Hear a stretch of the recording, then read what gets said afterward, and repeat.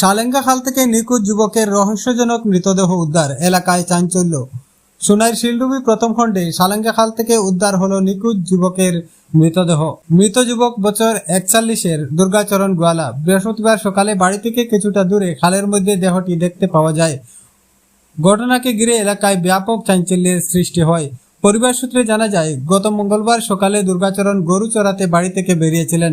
এরপর থেকে মঙ্গলবার থেকে নিখোঁজ ছিলেন দুর্গাচরণ। পরিবারের সদস্যরা চারিদিকে খোঁজাখুঁজি করলেও তার কোনো সন্ধান মেলেনি।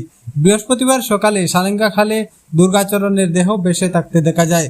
পরিবারের দাবি, উদ্ধার হওয়া দেহে জিহ্বা বাইরে বেরিয়ে থাকা এবং একটি চোখ উপড়ে যাওয়ার মতো চিহ্ন দেখা গেছে।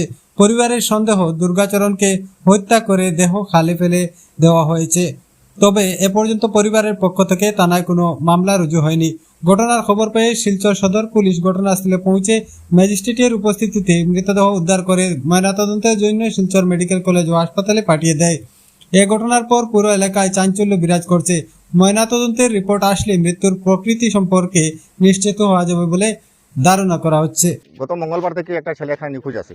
আচ্ছা, তো মঙ্গলবার রাত্রে খুঁজেলে তার পাইলে না, বুধবারও পাওয়া গেছে না। এরপর কালকে রাত্রে আমার বাসাতে গেছলা যে এটাতে পাওয়া যায় না, কি করা যাবে, এটাতে এফআইআর করা লাগবে, এটা নিখোঁজ সংবাদ। তোমার রাত্রে হওয়ায় আমরা বলি ঠিক আছে কালকে সকালে করবো।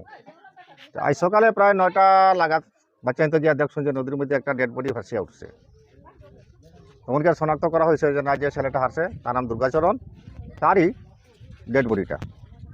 এরপরে তো আমরা থানার সঙ্গে যোগাযোগ করছি। যোগাযোগ করার পরে আপনার এপি জিপি মেম্বার সব জনপ্রতিনিধি আইসন, পুলিশও আইসে। পুলিশের সঙ্গে ওখানে আমরা ডেড বডিটা পোস্টমর্টম লাগে মেডিকেল নিতেছি।